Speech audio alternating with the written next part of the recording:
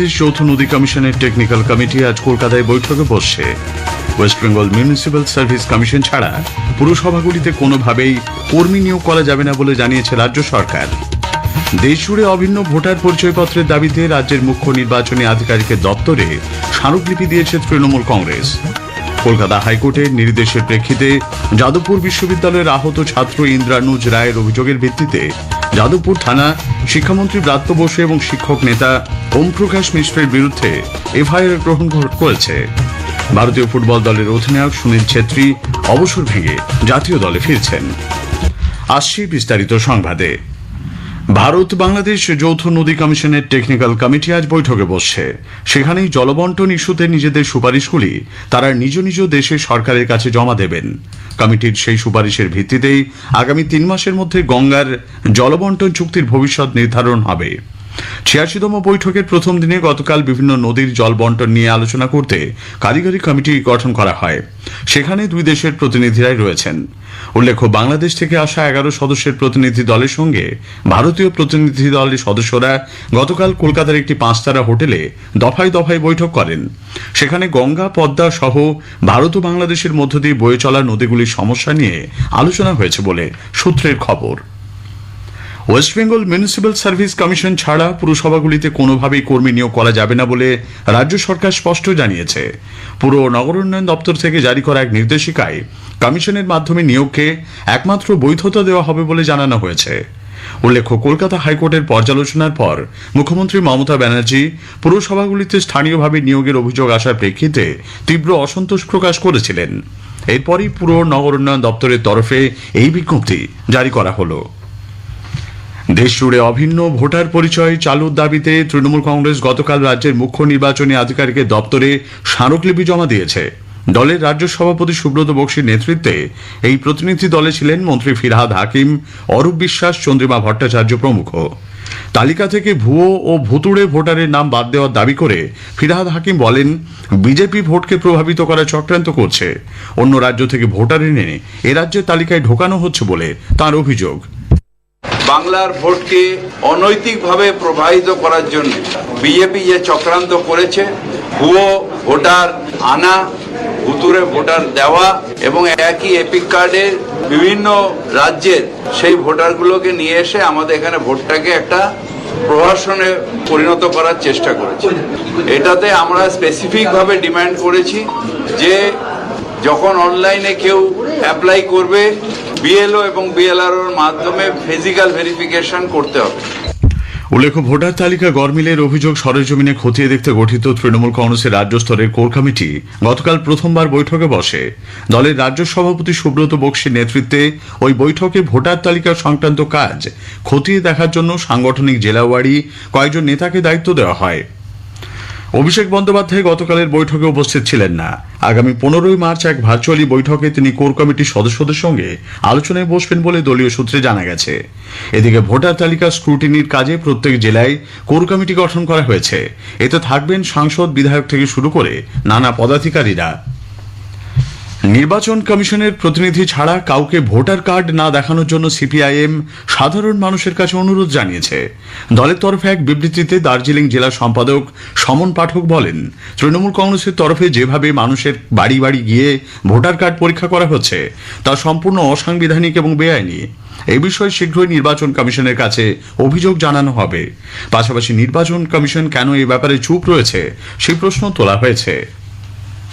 কলকাতা হাইকোর্টের নির্দেশের প্রেক্ষিতে আহত ছাত্র ইন্দ্রানুজ রায়ের অভিযোগের ভিত্তিতে যাদবপুর থানা শিক্ষামন্ত্রী ব্রাত্য বসু এবং শিক্ষক নেতা ওম প্রকাশ মিশ্রের বিরুদ্ধে এফআইআর গ্রহণ করেছে। বিচারপতি তীর্থঙ্কর ঘোষ ছাত্রটির অভিযোগ এফআইআর হিসেবে গ্রহণের জন্য পুলিশকে নির্দেশ দিয়েছিলেন। ঘটনার 5 দিনের মাথায় গৃহীত এই এফআইআর এর ভিত্তিতে শুরু হয়েছে তদন্ত। এদিকে যাদবপুরের পড়ুয়ারা দ্রুত ছাত্র সংসদ নির্বাচন, পড়ুয়াদের বিরুদ্ধে দায়ের হওয়া মামলা প্রত্যাহার সহ একাধিক দাবি পূরণের জন্য সোমবার বেলা 1টা পর্যন্ত বিশ্ববিদ্যালয় কর্তৃপক্ষকে সময়সীমা বেঁধে দিয়েছে।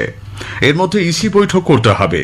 সেখানে ইতিবাচক কিছু না হলে বিশ্ববিদ্যালয়ের প্রশাসনিক কাজ স্তব্ধ করে দেওয়ার হুঁশিয়ারি দেওয়া হয়েছে। কন্ট্রোলার অফ এক্সামিনেশন আর স্কলারশিপ সেকশনকে এর বাইরে রাখা হয়েছে। এদিকে আজ দুপুর 3টের সময় ডাক দেওয়া হয়েছে নাগরিক মিছিলের। বীরভূমে দেউচা পাচামিতে যাওয়ার সময় তাদের সদস্যদের ভয় দেখানোর ঘটনায় গণতান্ত্রিক অধিকার রক্ষা সমিতি এপিডিআর জাতীয় ও রাজ্য মানবাধিকার কমিশন এবং আদালতের দ্বারস্থ হবে। কলকাতা প্রেস ক্লাবে গতকাল সাংবাদিক সম্মেলনে কমিটির সম্পাদক রাংতা মুন্সি অভিযোগ করেন, সিউড়িতে তাদের তালাবন্দি এবং দেউচা পাঁচামি যাওয়ার সময় শেওড়াকুড়িতে ঘিরে রাখা হয়। জেলা শাসকের কাছে তাঁরা অভিযোগ জানালে বিষয়টি তদন্তের আশ্বাস দেন তিনি। এদিকে দেউচা পাচামি নিয়ে তৃণমূল কংগ্রেস তথ্য গোপনের চেষ্টা করছে বলে প্রবীণ কংগ্রেস নেতা অধীর রঞ্জন চৌধুরী অভিযোগ করেছেন। দেউচা কাজ বন্ধের পিছনে কারণ একটা, যে সেখানকার মানুষকে তৃণমূল সত্য কথা বলছে না, সরকার সত্য কথা বলছে না। ভোটের সময় বাজারে দেউচা আসে শিল্প নিয়ে। এই দেউচা নিয়ে মুখ্যমন্ত্রী কয়েক বছর আগে বলেছিলেন দেউচা নাকি 1 লক্ষ লোকের চাকরি হবে। আমি সেদিনও চ্যালেঞ্জ করেছি, আজও চ্যালেঞ্জ করছি, মুখ্যমন্ত্রী মিথ্যা কথা বলছেন। প্রথম কথা, দেউচা যে প্রকল্প, সেই প্রকল্প বাস্তবে কতটা লাভজনক এবং সেই প্রকল্প কতটা ফিজিবল, তার যোগ্যতা কত, তা নিয়ে প্রচুর প্রশ্ন আছে। আমার গ্রাম কর্মসূচির আওতায় রাজ্যপাল সিভি আনন্দ বোস গতকাল আদিবাসী লোধা ও শবর সম্প্রদায় অধ্যুষিত ঝাড়গ্রামের গোবিন্দপুর গ্রাম পরিদর্শন করেছেন। সেখানে সংকল্প সৃষ্টি শিক্ষা নিকেতন বিদ্যালয়ে গিয়ে তিনি আদিবাসী ছাত্রছাত্রীদের সঙ্গে কথাবার্তা বলেন। সাংবাদিকদের সঙ্গে কথা প্রসঙ্গে রাজ্যপাল বলেন, আদিবাসী জনজাতির মানুষজন হলেন ভূমিপুত্র। আদিবাসীদের উন্নয়নে রাষ্ট্রপতি এবং প্রধানমন্ত্রী গৃহীত বিভিন্ন কর্মসূচির কথা তুলে ধরেন তিনি। It's our duty to go down to them. They are neglected not now. Now, the Honorable Prime Minister Narendra Modi has announced a lot of schemes and projects for the betterment of the tribals. I am here to be with the tribals, to understand their mind, share their experiences, know their feelings and emotions, and provide relief for their problems. স্থানীয় সংবাদ শুনছেন আকাশবাণী কলকাতা কেন্দ্র থেকে। আমাদের সংবাদ শোনা যাচ্ছে YouTube channel Akashvani সংবাদ বাংলা, ফেসবুক ও ইনস্টাগ্রাম আকাশবাণী সংবাদ কলকাতা এবং এক্স হ্যান্ডেল AIR নিউজ কলকাতাতে।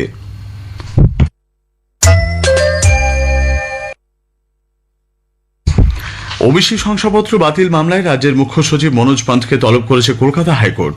আদালত শংসাপত্র বাতিলের নির্দেশ দেওয়া সত্ত্বেও রাজ্য সরকার তা বাতিল করছে না কেন, মুখ্য সচিবকে তা ব্যাখ্যা করতে বলা হয়েছে। এ বিষয়ে রাজ্যের বিরুদ্ধে আদালত অবমাননার একটি মামলাও গ্রহণ করেছে কলকাতা হাইকোর্ট। 12 মার্চ মামলার পরবর্তী শুনানি। দেশজুড়ে জাল ওষুধের কারবার যেভাবে ছড়িয়েছে তাতে অত্যন্ত উদ্বেগ প্রকাশ করেছে Bengal chemist and druggist association BCD এর প্রাক্তন সভাপতি তথা মুখপাত্র শঙ্খ রায় চৌধুরী। বর্তমানে ওষুধের বাজারে প্রায় 15% জাল এবং উপযুক্ত মানের নয় এমন ওষুধ কারবারিদের হাতে চলে গেছে বলে তিনি উল্লেখ করেন। শুধু পশ্চিমবঙ্গে নয়, কানপুর, আগ্রা, দিল্লি, পাটনা সহ দেশের বিভিন্ন প্রান্তে জাল ওষুধের কারবার বিস্তার লাভ করেছে বলে শঙ্খবাবু উল্লেখ করেন। এই জন্য তিনি বিরাট পরিমাণ ওষুধের দামে বিরাট ছাড়ের প্রতি পাইকারি, খুচরো বিক্রেতা এবং ক্রেতাদের আকৃষ্ট হওয়াকে অধিকাংশ দায়ী করেছেন। আগামীকাল 8ই মার্চ বিশ্বজুড়ে উদযাপিত হবে আন্তর্জাতিক নারী দিবস। এবছরের মূল ভাবনা সমস্ত নারী ও কন্যাদের জন্য সমানাধিকার, সাম্য ও ক্ষমতায়ন। এর উদ্দেশ্য হল কোনোভাবেই মেয়েরা যাতে তাদের সমানাধিকার, ক্ষমা এবং সুযোগ সুবিধা থেকে বঞ্চিত না হয় তা সুনিশ্চিত করা। আন্তর্জাতিক নারী দিবসের 50 বছর পূর্তি উপলক্ষে তৃণমূল কংগ্রেসের মহিলা শাখা রাজ্য জুড়ে কর্মসূচি হাতে নিয়েছে। এই উপলক্ষে আগামীকাল রাজ্য স্তরের মূল অনুষ্ঠানে মহিলা শাখার প্রধান চন্দ্রিমা ভট্টাচার্যের নেতৃত্বে কলকাতার রবীন্দ্র সদন থেকে ডোরিনা ক্রসিং পর্যন্ত একটি মিছিল বের করা হবে। কলকাতা সহ দক্ষিণবঙ্গে আপাতত বৃষ্টির সম্ভাবনা নেই বলে জানিয়েছে আলিপুর আবহাওয়া দপ্তর। বিভিন্ন জেলায় তাপমাত্রার পারদ বেশ কিছুটা নেমেছে। আজ কলকাতায় সর্বনিম্ন তাপমাত্রা ছিল 18.2 ডিগ্রি সেলসিয়াস, যা স্বাভাবিকের থেকে 3.5 ডিগ্রি কম। গতকাল সর্বোচ্চ তাপমাত্রা স্বাভাবিকের তুলনায় 3.5 ডিগ্রি কমে 28.8 ডিগ্রি সেলসিয়াসে দাঁড়ায়। এদিকে চলতি সপ্তাহে উত্তরবঙ্গে 3 জেলা দার্জিলিং, জলপাইগুড়ি এবং কালিম্পংয়ে বজ্র বিদ্যুৎ সহ ঝড় বৃষ্টির পূর্বাভাস রয়েছে। ভারতীয় ফুটবল দলের প্রাক্তন অধিনায়ক সুনীল ছেত্রী অবসর ভেঙে ফের জাতীয় দলে ফিরছেন। সর্বভারতীয় ফুটবল ফেডারেশন তার প্রত্যাবর্তনের কথা জানিয়েছে। আন্তর্জাতিক ফুটবলে 19 বছরে সুনীল ছেত্রী 150টি ম্যাচে 94টি গোল করেছেন। শেষ করার আগে স্থানীয় সংবাদের বিশেষ কিছু অংশ আরও একবার।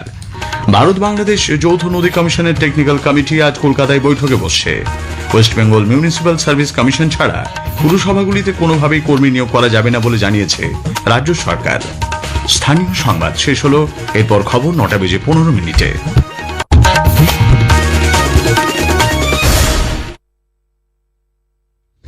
আকাশবাণী কলকাতা। অনুষ্ঠান শুনছেন গীতা।